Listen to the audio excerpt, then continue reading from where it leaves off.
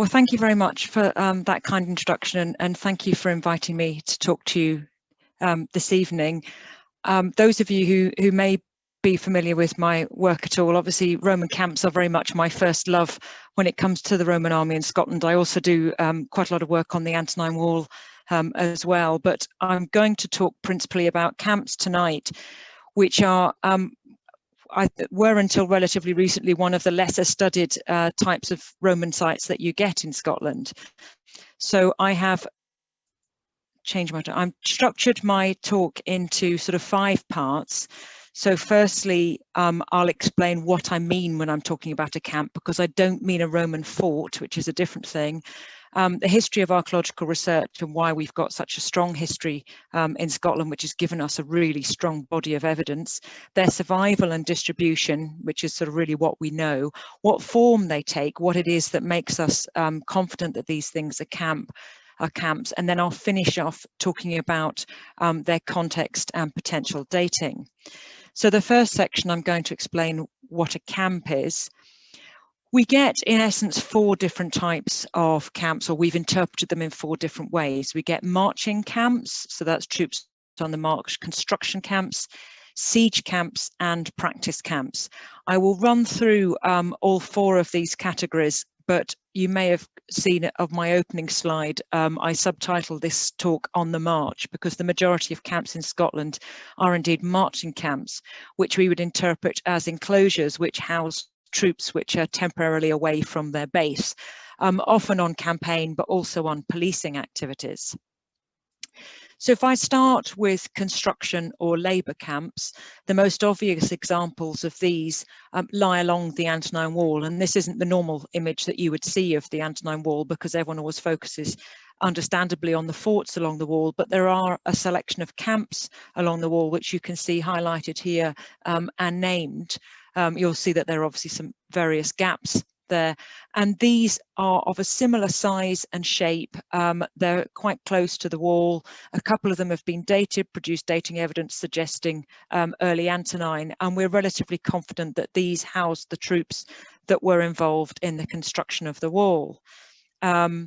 Another type of construction camp that we're quite confident is this site at Steed Stalls in Perthshire, which is actually not very far from the fortress of Inchtoothill.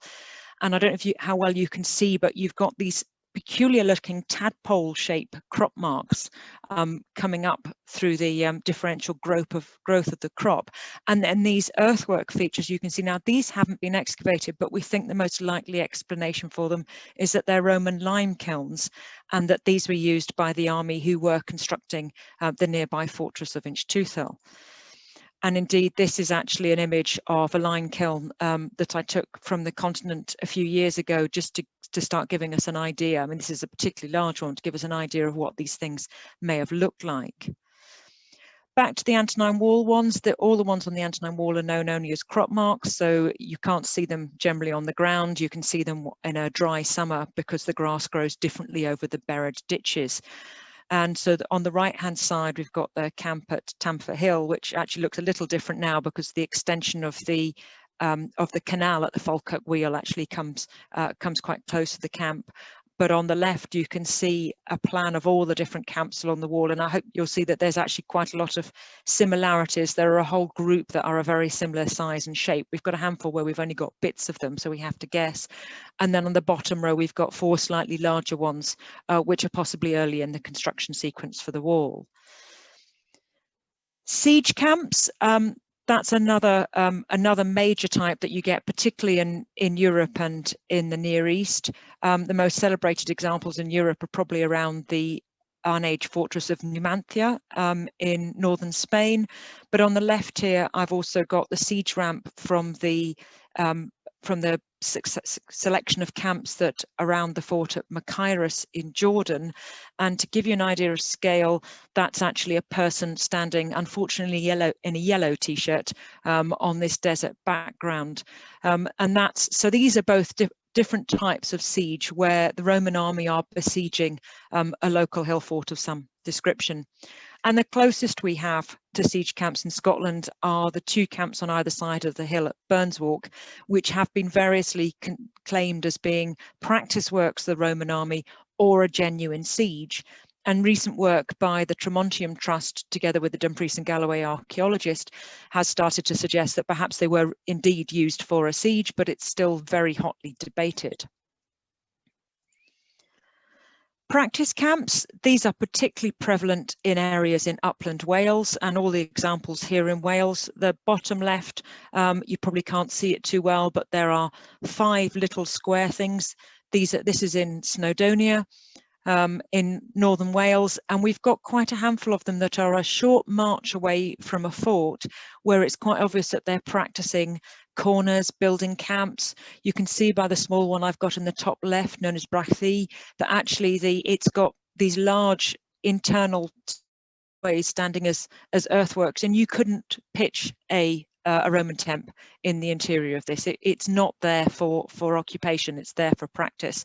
And on the right hand side we've got Llandrindod Common, just south of Llandrindod Wells, where there's 21 camps now known to the south of the fort there, and that's really showing that this is really quite a Salisbury Plain type practice area for the Roman army. And we've got classical sources. I've got examples here from Vegetius and Josephus, two Roman authors from different centuries. And the first one from Vegetius, you will see that they refer to a walled city being carried around, which is quite a good example. And then also from Josephus, they invade hostile territory, they refuse battle until they've fortified their camp. It's all about constructing the camp. But interestingly, he makes this remark, they fire the camp. Josephus was writing about the Roman army in the 1st century AD in the Near East, in modern day, in sort of Judea. It's the Bellum Judaicum, the Battle of Judea, or the Judean War. So he's talking about a slightly different context, but there is a presumption that they destroyed sites. But you will see from the evidence and the survival that we've got that they obviously didn't always destroy sites. They may have destroyed aspects of sites, but perimeter defences are often what's left. And I'll show you more of that shortly. We've also got things like Trajan's column, which describe Trajan's wars in Dacia in modern day Romania, where he shows the soldiers actually on all the campaigns and all aspects of it, including camp building, and you can see they're building one here. And then here we've got a nice illustration of, you can sort of see the walls, which are possibly turf or brick. And then inside that you can see you can see tents, and then you can see standards, and then you've got a whole series of army activity round about. So we have got sources like this as well. Now, I'm talking about soldiers that are moving. I'm talking about temporary things. I'm not talking about forts here that have got timber or stone constructed buildings that are intended for more permanent occupation. These are things that are intended for occupation for potentially a matter of weeks, or in the case of practice camps, they're not occupied at all. They're practicing construction techniques. And to give you an idea of scale, these two are to scale. The one on the left is St Leonard's in the Scottish borders, which is the largest camp anywhere in Europe. There are some slightly larger ones now known in Syria. And the one on the right is the smallest one in Britain, which is Kintore in Snowdonia, which you'd barely see if I hadn't used a really thick pen to draw it with. So that gives you an idea of, I'm talking about things that are vastly different, and we're lumping them all into this category, but I will be, because I'm talking about the ones in Scotland, are predominantly talking about marching camps. In terms of where we get them, well, here's a map of the Roman Empire, and we do get them the length and breadth of the Roman Empire. Perhaps not surprisingly, we get them, they're better known in places which have had a long history of recording sites.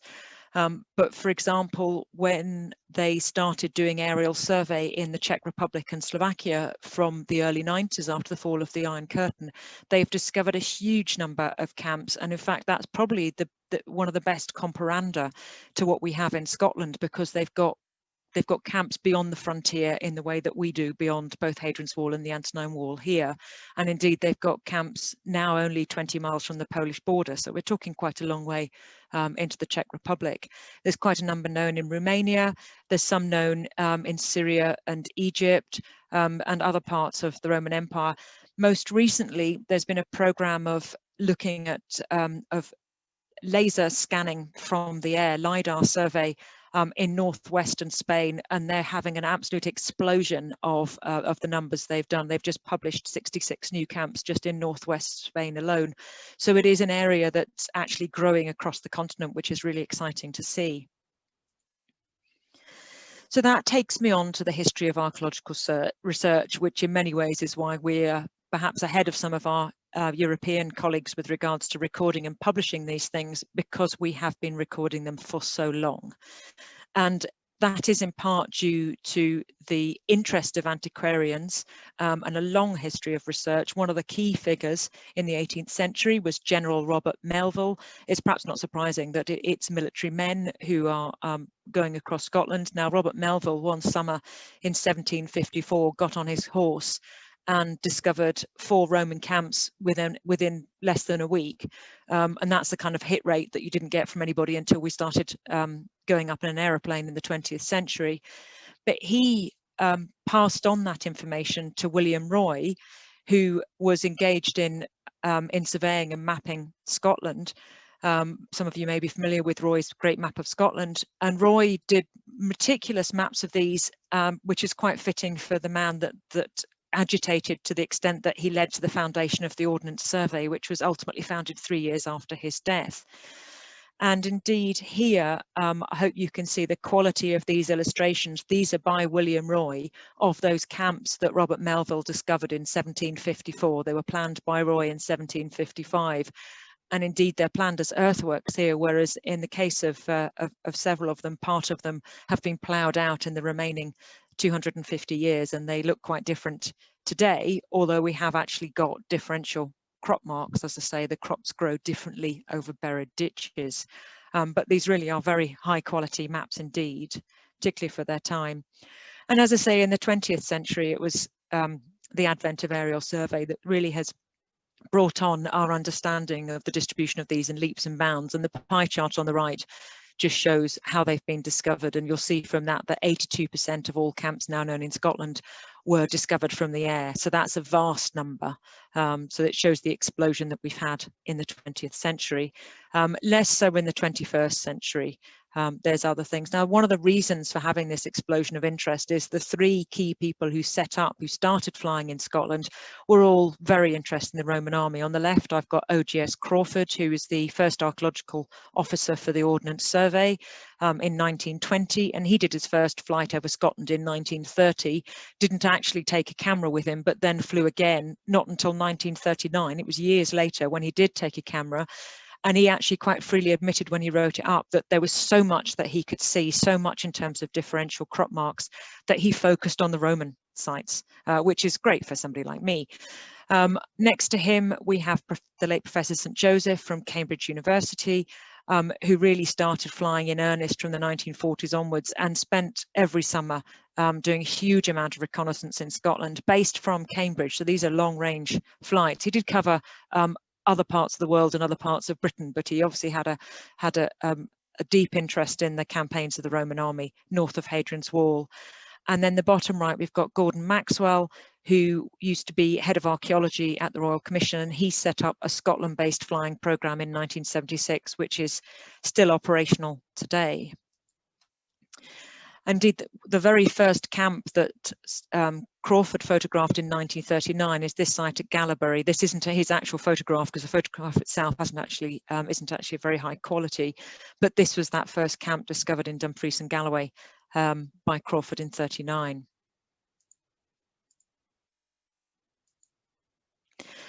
So this is actually the distribution. This is what it's left us with. I've taken it down to Hadrian's Wall to give you an idea of the scale, and you will immediately see the lines and the patterning that there is, and these things lying along Roman roads, but also outliers and some of the gaps, particularly in southwestern Scotland. These are places where we know we're missing sites. And in terms of their discovery, So this graph only goes up to 2010, but had I added on the last decade, it wouldn't look any different from the 2000s. So you'll see there's been an absolute explosion in recording from the 40s onwards. And really, if we want to find new camps now, it's other techniques that we need to do, because they'll be in pasture areas or areas which are not obviously responsive to crop markings. And with the more rainfall we're getting, it's harder to get crop marks as well. But that gives you an idea of this huge spike in discovery that happened from the air in the sort of middle to late part of the 20th century. Now, St. Joseph spent every September, after the summer flying season had finished, sticking trenches through camps. Now, this map is a map of every red dot is a camp in northeastern Scotland, and every little cross is one that St. Joseph put a trench through. So I think you'll agree that he was incredibly busy. I mean, this is a program of over 40 years worth of excavations, doing really small scale trenches. The photograph there is one of these small trenches that he did, really to just check that he was correct when he was saying, I think I'm founding a Roman camp. And in fact, it's because of this program of excavation that he did that actually has given us the confidence today of knowing what is definitely a camp as opposed to what isn't, without necessarily having to put a spade in the ground. Interestingly, one site he didn't put a hole through is the site of Kintore in Aberdeenshire, which was then subject to a succession of excavations, really large-scale excavations in the early 2000s. Initially, it was the dueling of the A96 in the area, and then lots of housing estates because it's in the commuter belt for Aberdeen. And these excavations have actually given us a wealth of information about the interior of a camp. It's by far the largest scale that's told us the most. And here's one of the publications from that. And they got 180 odd ovens, lots of rubbish pits, and lots of information that actually starts to tell us about how the Romans used the space within the camps. And because obviously they're a hive of activity inside, but because they're only occupying them for a few weeks, what tends to survive, or what we tend to see, are the big earthwork features, the big perimeter defences. So that takes me on to survival and distribution. Well, I've shown you one distribution map already. We do have quite a number that do survive as earthwork features in the landscape. This is Pennymuir in the Scottish borders, very close to the border with England. And if I were to stand in the ditch of the camp here, the camp's been reused. If you're wondering what you can see here, you're getting a reuse of a camp in a second phase. But if I were to stand in the ditch, the top of the rampart would be above the top of my head. It's about 2 meters from top to bottom. So this survives as a substantial earthwork feature.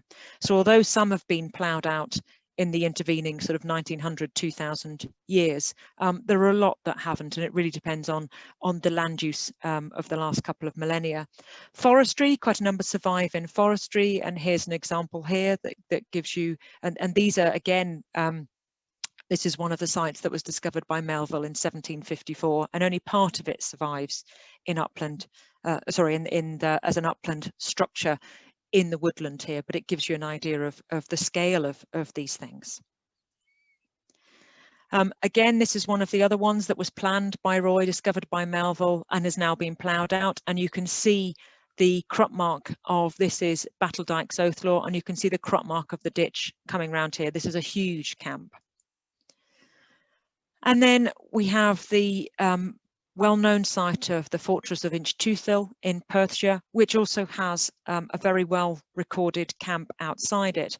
There's the camp, and indeed that's the fortress of Inchtoothill, which was subject to some excavations in the 60s. And if I go back to that camp and we look at it in detail, I hope you can actually see, as well as the perimeter of the camp coming round here, there are these rows upon rows of pits. And indeed, some of the pits just here were excavated and shown to be rubbish pits. So we've probably got a lot of the ones that are in these double rows that we can see are probably rows of rubbish pits at the edge of tents. So we've got to imagine rows of tent lines here. And when you get this richness in the crop mark record that can actually start to indicate really the layout of the Roman army, we can start to actually imagine what the interior of these would have looked like and how they might have utilized the space. Some of the ones that are dotted around the inside of the perimeter, just inside the ditch around the outside, are possibly ovens that are tucked into the back of the rampart, but Kintore demonstrated that ovens could be anywhere in the camp because they were scattered around the camp. So it's a mix of things that we can interpret these as. So in terms of their distribution, they are, we've actually got more in Scotland than they have in England and Wales put together, and Wales is dominated by practice camps, but that's possibly not because they weren't constructed. It's just perhaps that by the time they were in the north and by the time we're in the late 1st century, they were probably routinely putting a ditch round a camp, which they may well not have been earlier, because the most important thing we're told by the classical authors is to build a rampart, is to build that wall. And of course, once that's destroyed by the plough or whatever, or some form of construction or later land use, that's very difficult to necessarily ascertain where it was. Whereas a ditch will get filled in, but it will leave a mark archaeologically. So that's possibly one reason why we are seeing the difference. Although there have been one or two that are coming up in southeast England more recently through major road schemes. They found things like the Channel Tunnel rail link and things like that. So this is the distribution in Scotland. Again, I've shown you this map earlier, but again along these marching routes and Roman roads. So that takes me to what they look like and how we can be confident and comfortable that we're talking about camps here. Well, the classical authors describe them in a particular way. They're square or rectangular routinely, although not always. They have particular types of gates. They're laid out in a particular way. And so in a very similar way to Roman forts.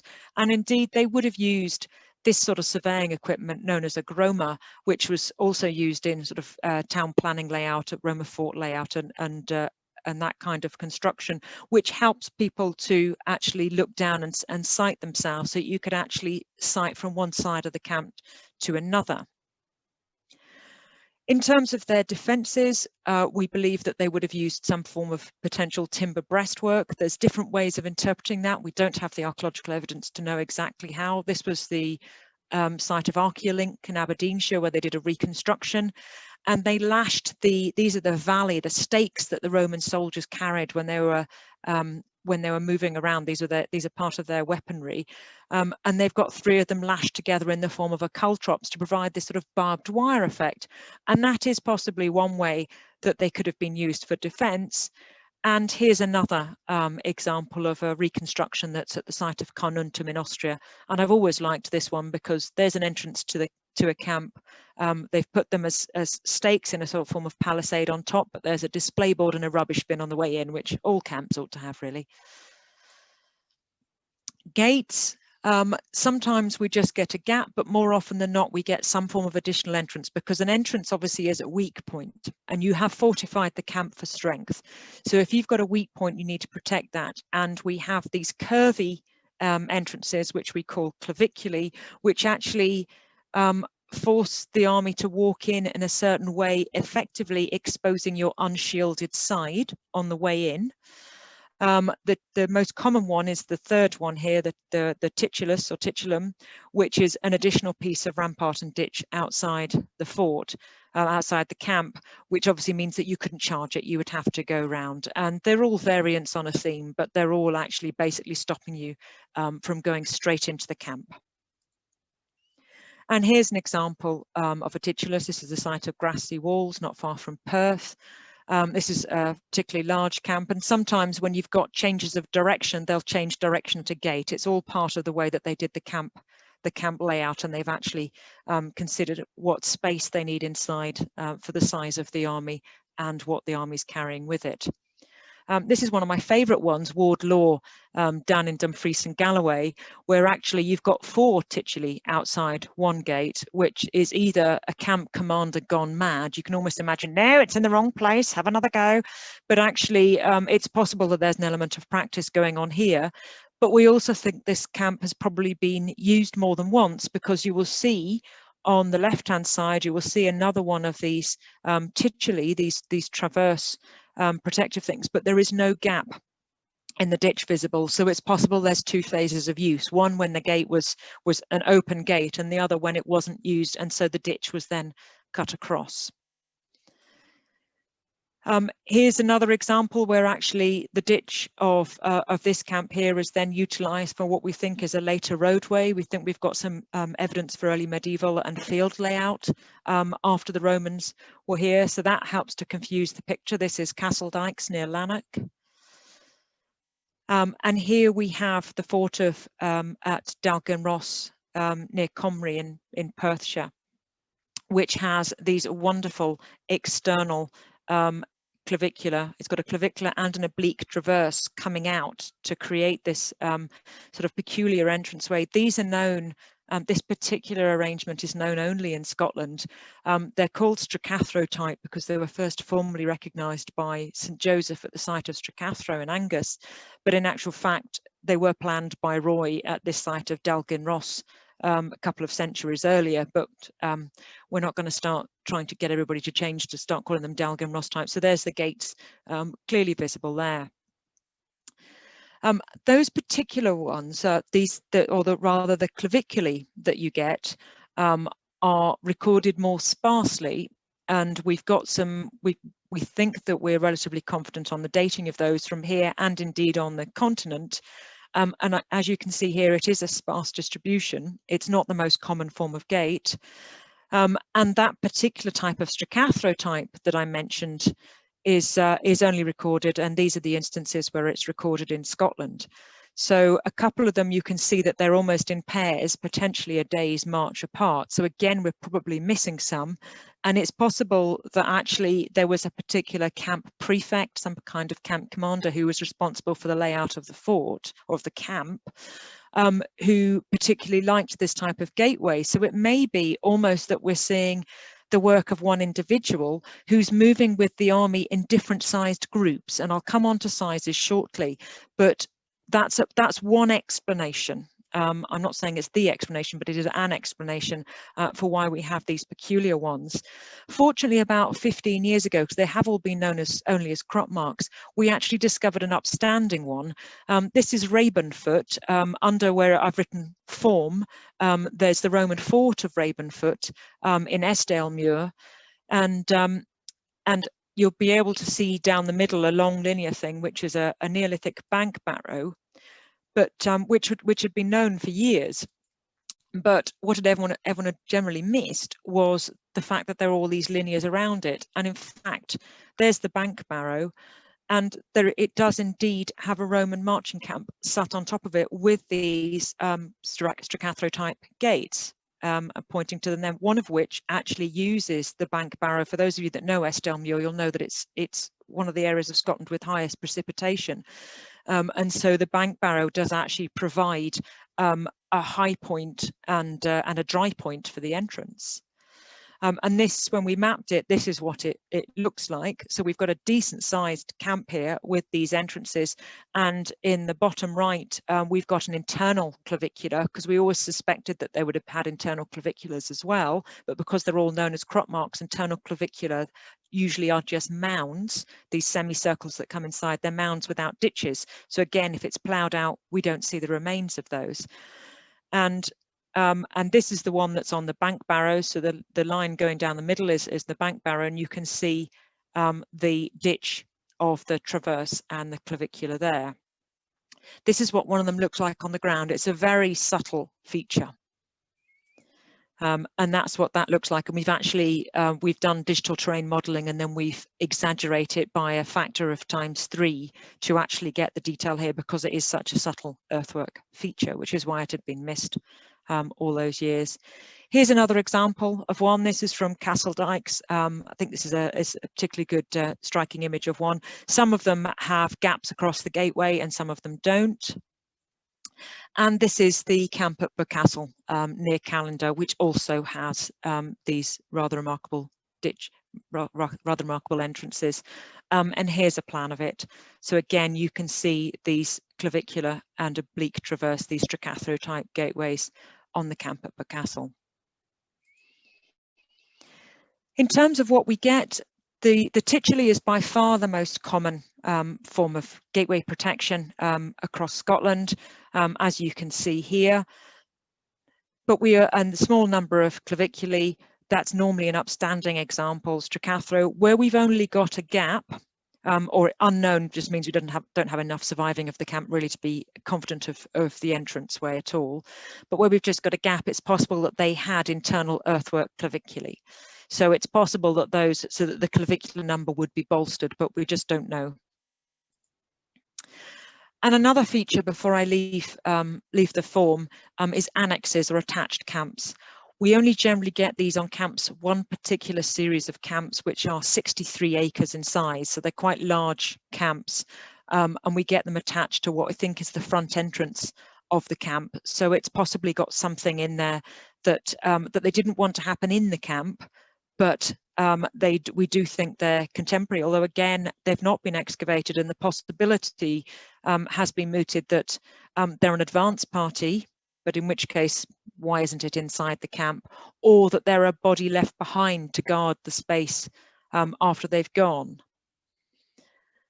We need more excavations to be able to answer some of these questions. And then finally, we've got internal features. Now, I showed you, obviously, in Tuthor, we had some lines of features. I don't know how well you can see, but there are some lines of pits inside here. This is the site of Dalgan Ross. And when I planned those and then converted it into, looked at the plan and then converted that into Roman feet, it was almost exactly what the classical authors were telling us would have been the length for two cohorts camped back to back. So we can start to use this to think about the density of occupation, and that we've actually got the evidence for street lines here, which is rather exciting.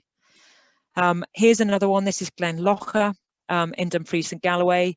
Not so clear on the lines. There's a lot of activity going on in the camp, much more higgledy-piggledy. Kintore, to a certain extent, was more higgledy-piggledy. You can start to see some sort of lines, but it's not as clear. We did some geophysical survey at Dalswinton, also in Dumfries and Galloway, and we think each one of these sort of marks, these pop marks that you see on this, are possibly also the magnetic signals of ovens. We've also got a whole range of them down the left-hand, the sort of top left side of the camp as well, tucked into the back of the rampart, which is where we would expect to find a lot of ovens. So we're quite confident that we've got an array of ovens inside this site as well. And then finally, this is one from on Hadrian's Wall, where the lines are really, really clear, marking inside from the entranceways. And this is really one of the clearest examples I've seen where you can really see the street layout inside the camp. So that takes me on to their context and their dating. Well, the historical context has largely been set by the historical references that we have supplanted with archaeological evidence. So we know we've got the Romans in southern Scotland from the late 60s and early 70s. We've got dendrochronological dates, timber dates from the fort at Carlisle. And then we've got expansion into Scotland very shortly thereafter. We've got the governor of Britain, Agricola, dates are slightly disputed, but roughly AD 77 to 83. He was fortunate enough to be married to the daughter of the, whose daughter married the Roman writer Tacitus, and Tacitus wrote a biography of his father. It's very much done in a style of his father-in-law, and that has survived. So it has tended to skew archaeological evidence with everyone assuming that something is Agricolan, but it is a wealth of material that actually tells us about some of the activities of Agricola in northern Britain.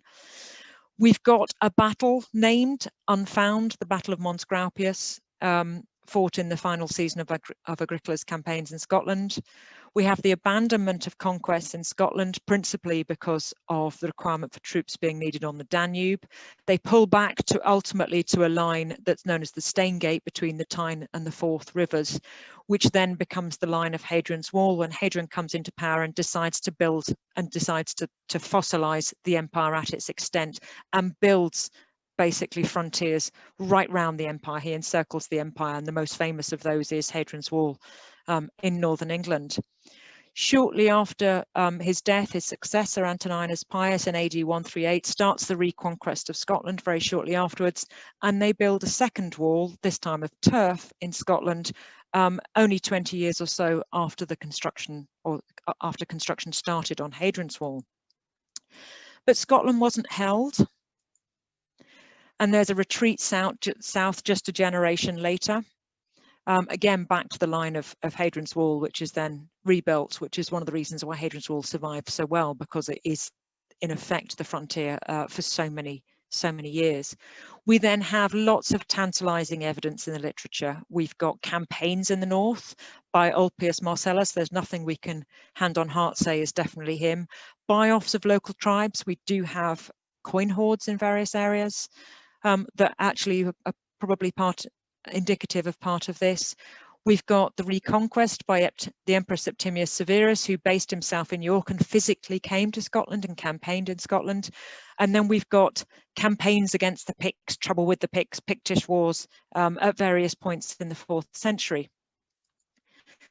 This actually means, with regards to camps, as I say, they're only occupied for a short period. These are troops that are moving through the landscape. So how we date them is quite tricky. Not that many of them have been excavated. So we've got historical context. So it's dates given on basis of probability because of where they're located. They're next to a site which we have dated. More often than not, that's a fort. Sometimes it's a road. There may have been ground survey or excavation, which may have given a sequence when you've got multiple sites that overlap. And I'll show you a couple of those. And then we've got, where we're really lucky, radiocarbon dates and stratified artifacts. But that's not the common way that we do it, unfortunately. Now, Kenneth and Joseph, as I say, did an awful lot of work on Roman Scotland, and he grouped them. He grouped them into different differences based on their size, and a lot of his groups have actually stood up to later scrutiny. We would tweak them. We have tweaked them now slightly, but in essence, what he's saying here has largely stood the test of time. I'll keep going with acres, but I can give them in hectares, or I may end up giving them in both because I'm kind of in that habit now. And another element which actually we can help to date to the 1st century is this particular type of gate type. This type of clavicular gate is first recorded sort of in the 2nd century BC. We've got them in parts of the Roman Empire long before the Romans came to Britain. But the latest that we've got one that's confidently dated is probably the wars of Hadrian in Syria, or in Israel in 132 AD. So we don't have anything that's Antonine or later, which is what you would see in Scotland. So in a Scottish context, when we have sites with this particular type of gateway, we usually assume that they're 1st century in date. They belong to these campaigns in the 1st century, Agricola and his predecessor and successors. The camp at Kintore, I mentioned, it's 110 acres in size, 44 hectares. There are 3 other camps nearby. There's 4 of them in a sequence, and other ones that are have tantalizing similarities. We've got Norman Dykes, the same size as Kintore, a day's march to the south. The camp of Ithen Wells, more than a day's march to the north. There's a much larger camp in the middle at Logie Durno, which is generally grouped with these, and I'll come back to that shortly. And then a day's march north of that, we have Murrayfold. Because Kintore, we're quite confident in its date of being in the 1st century, that takes these other sites with us. So we can sit there and say, well, actually, we're relatively confident that these camps belong to these Flavian campaigns. Sorry, Flavian is the names of the emperors. So these campaigns in the 1st century. We've got places like, this is Castle Dykes, as I mentioned, near Lanark, where we've got, again, we've got these gates. We've got a sequence of things. The fort has occupation in the 1st century Flavian period and the 2nd century Antonine period.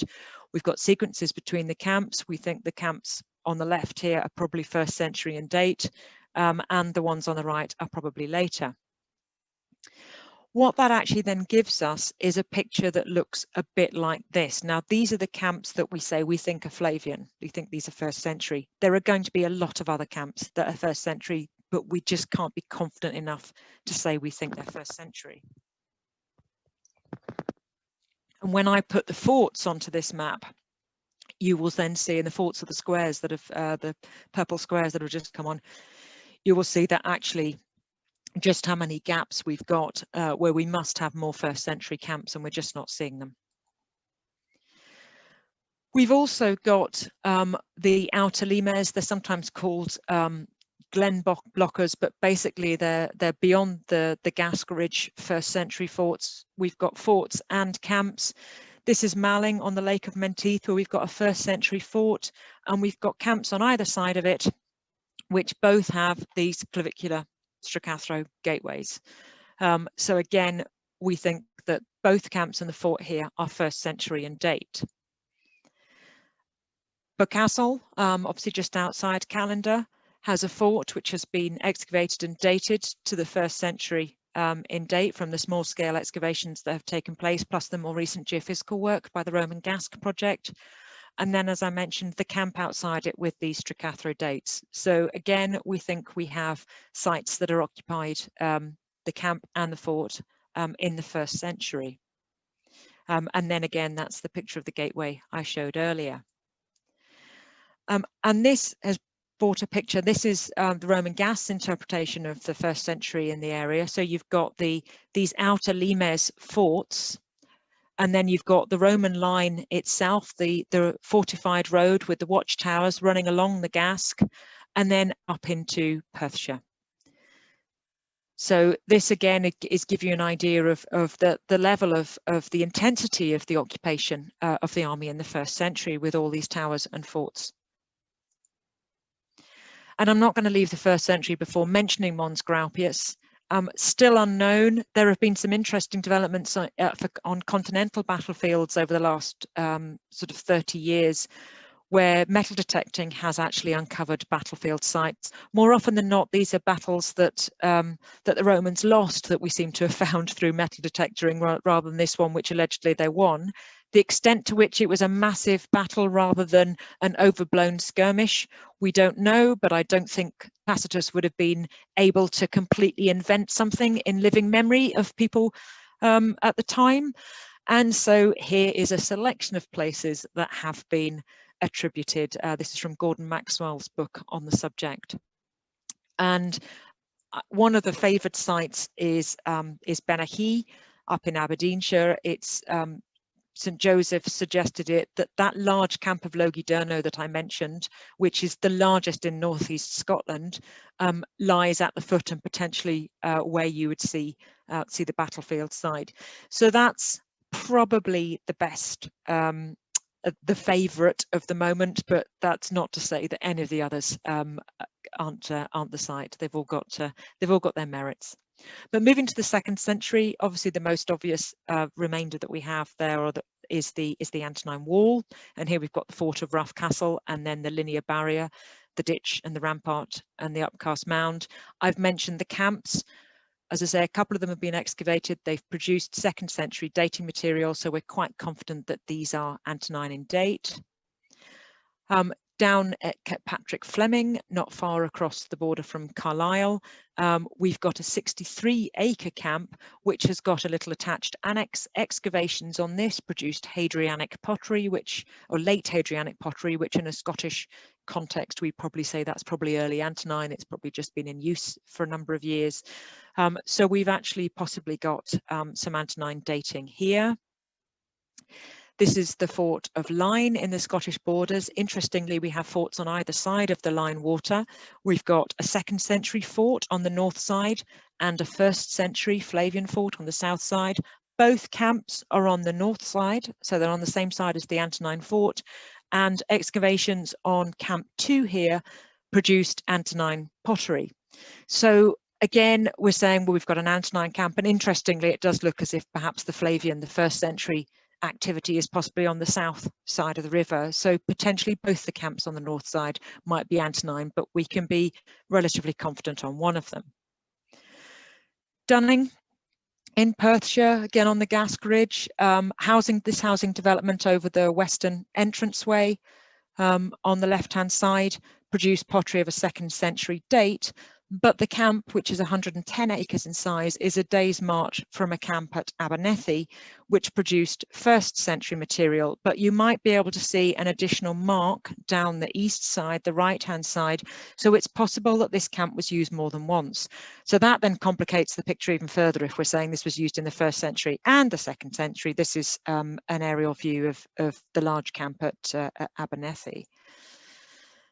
This is at Beatock, down sort of not far from Moffat, and this is the Evan Water, and you will see all these channels, and you can see the Evan Water has moved around this this particular gravel terrace a huge amount, and paleo-environmental work looking at the paleo channels demonstrated that on the north side of the river, that actual terrace wasn't formed in the 1st century. It wasn't formed till the 2nd century, so we can be relatively confident when we look at that, because there's quite a number of sites that the camp on the south of the river with these Staccato type gateways is 1st century in date, and those on the north side of the river are 2nd century or later, but probably 2nd century in this context.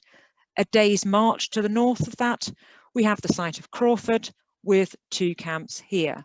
So we're saying, well, actually, the day's march, are these also Antonine? No dating evidence beyond that. So I hope it gives you an idea of really the clutching at straws and what we do to actually try and put dates onto these things.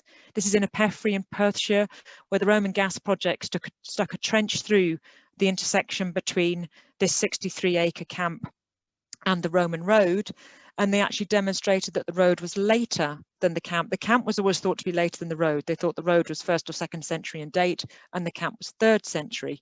Well, if the camp's earlier than the road, the latest that the road is 2nd century in date, it's possible that we've got really early Antonine camps from that very first initial phase of Antonine conquest into Scotland before they actually then put the outer forts on for the Antonine Wall. So it's possible that actually we've got a whole series of camps here which have traditionally been thought of as 3rd century in date, belonging to the Emperor Septimius Severus, that are actually Antonine in date. And one of these 63-acre camps is just outside the well-known fort of Ardogh, which is down here at Brachy, and it overlaps a whole other series of camps. And the largest one here, Camp 1, I'll come back to, but that is the latest feature on the site from looking at the earthwork and crop mark remains. So if that site at Ardogh and Inner Perthshire West, if they are 2nd century in date, they are part of what looks like, these are all roughly a day's march apart, potentially an out and back route of an army, which was always traditionally thought to be 3rd century in date, but is potentially now 2nd century in date. So that actually is then starting to give us a flavour and a character of the army up in this part of the world in the 2nd century. So this traditionally is 2nd century dating, again, very sparse like that 1st century map was. But if we add on those other camps, then you're actually starting to have a much fuller picture of potentially what the army was doing and where it was patrolling and where it was going when it first did that conquest of Scotland, and indeed in the consolidation and holding of the Antonine frontier. 3rd century, we've got the fortress of Carpou on the south side of the Tay. We've got, as I mentioned, this large camp. We've got this largest camp here. It's 130 acres in size. It's part of a series of camps that we've got on a similar route to the 63-acre camps, which is why they've always been grouped together. It overlies a 1st century watchtower. It overlies the annex to the fort. The annex is either 1st or 2nd century. The fort was occupied in both. We don't know about the annex, but it's generally thought that an army of this scale is possibly to do with these large campaigns that the Emperor Septimius Severus put up in the 3rd century. And these are the overlapping camps at Ardogh, and there have been 1 or 2 excavations looking at the sequencing in them, which, as I say, is why we know that's the latest feature on site. Now, I mentioned Ardogh is one of a series of camps, and these are potentially long days march apart, but these are coming up through Scotland up to the one at Care House, north, Balmacoon and Care House are north of the Montrose Basin. And we are told by the classical authors that Septimius Severus reached the end of Scotland.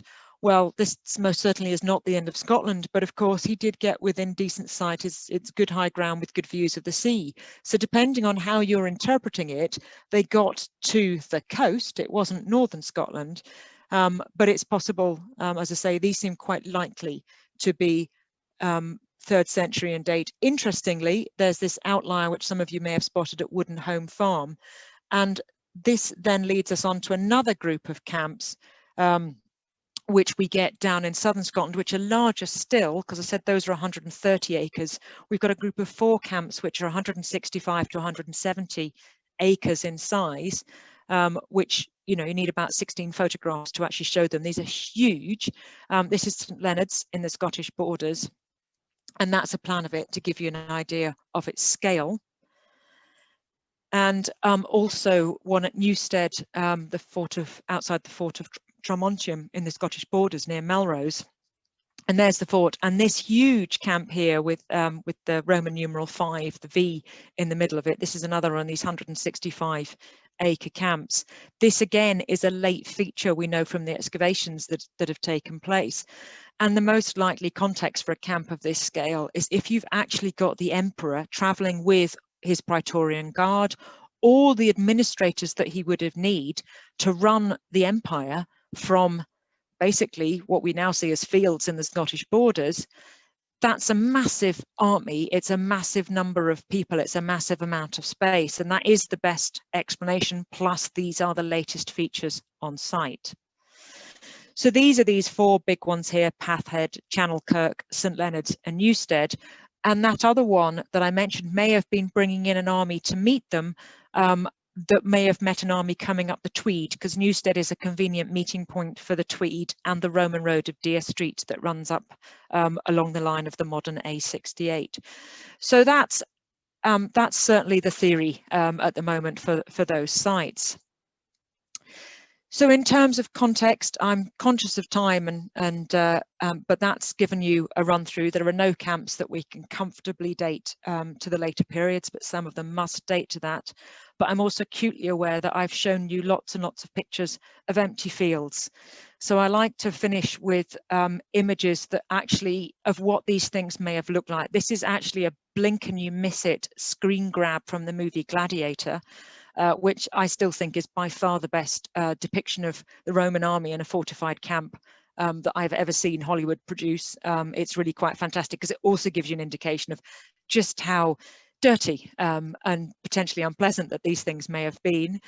And in terms of an army on the march, I was fortunate enough to go to an exhibition of miniature soldiers a few years ago, and they'd put together what soldiers on the march may have looked like, and again what a camp may have looked like. If anyone is interested in hearing more, as Ross said, I've written a couple of books. The one on the left is now unfortunately out of print, but we're hoping to try and make it available as a digital monograph, hopefully relatively soon through the Society of Antiquaries of Scotland. But otherwise, it's thank you for listening.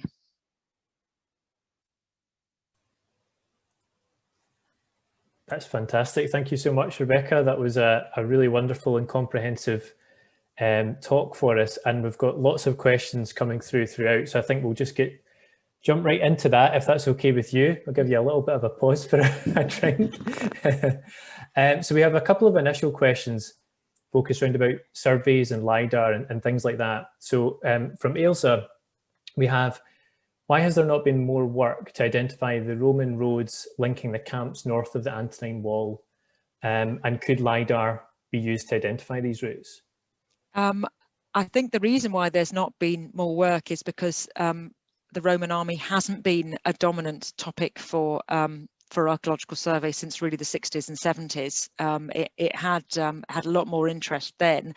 There has been a student at Edinburgh University doing Roman roads, and I'm waiting to see what he produces, because that would be interesting.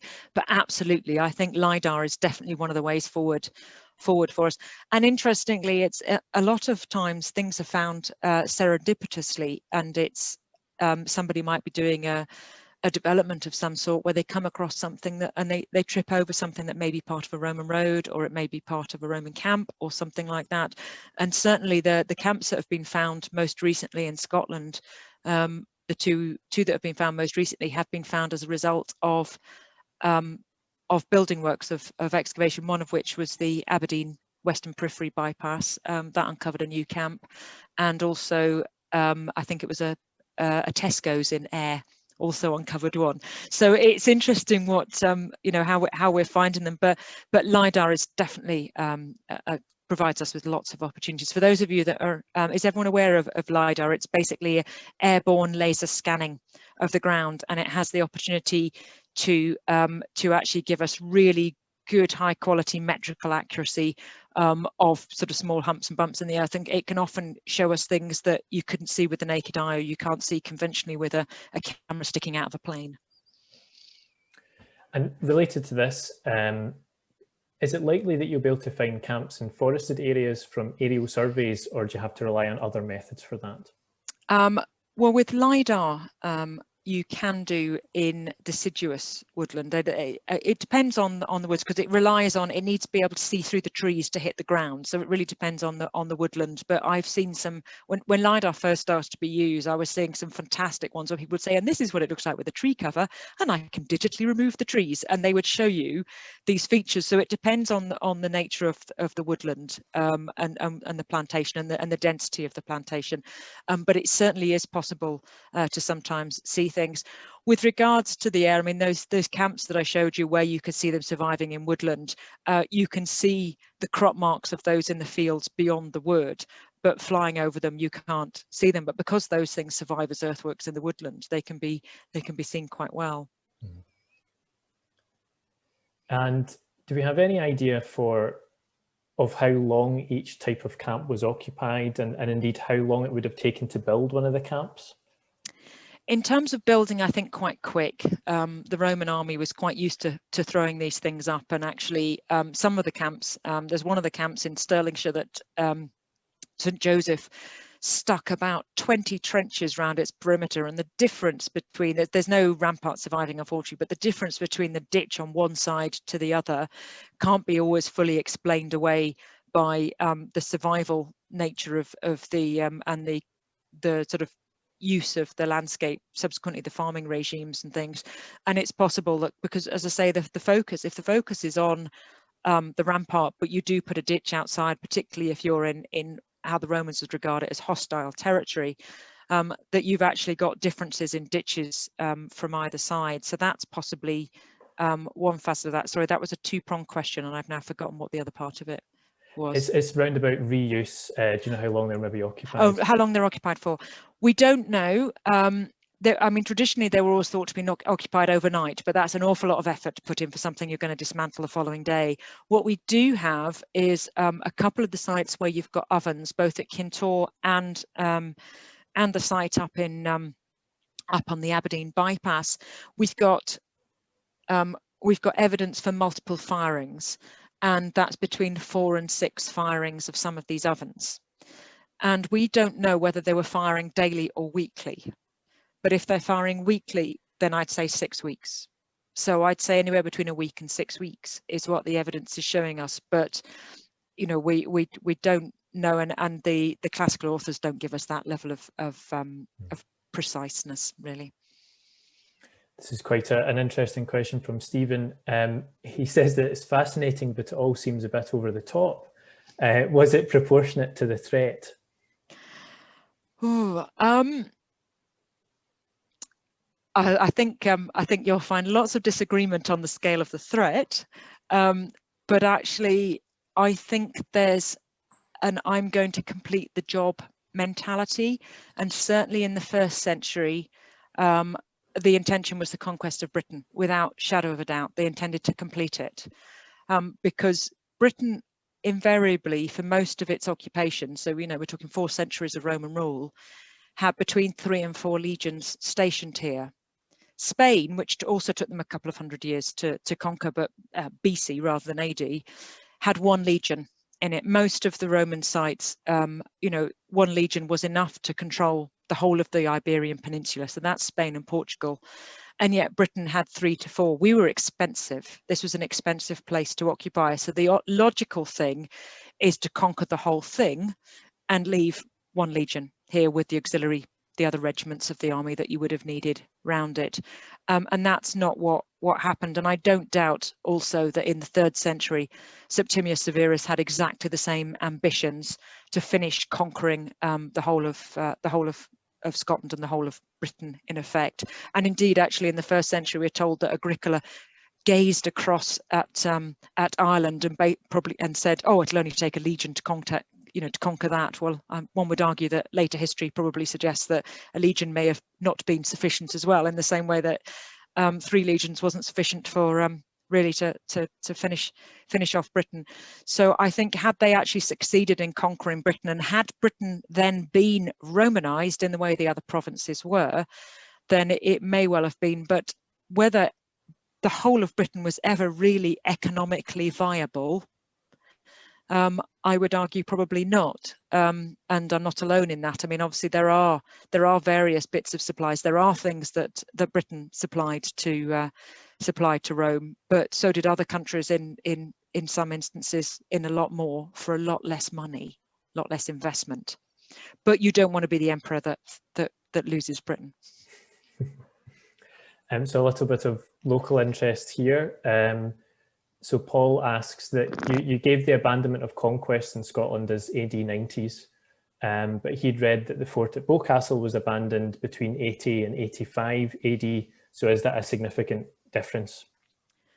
There's a pulling back. We've got dates of around about 86. The reason I do 90s is because of it's a gradual pulling back. So it's definitely in the 80s from this part of Scotland. But by the time you get, sorry, this part as in Callander, Bochastle, by the time you get into southern Scotland, it's later. It's a gradual withdrawal back. So no, we would have sort of 84 to 86 potentially as the withdrawal from those sort of northern campaigns. So yes, that is true. And the reason I've got the 90s is because some of the forts in southern Scotland were held that bit later. From Olga, what sort of artifacts have been found inside the camps?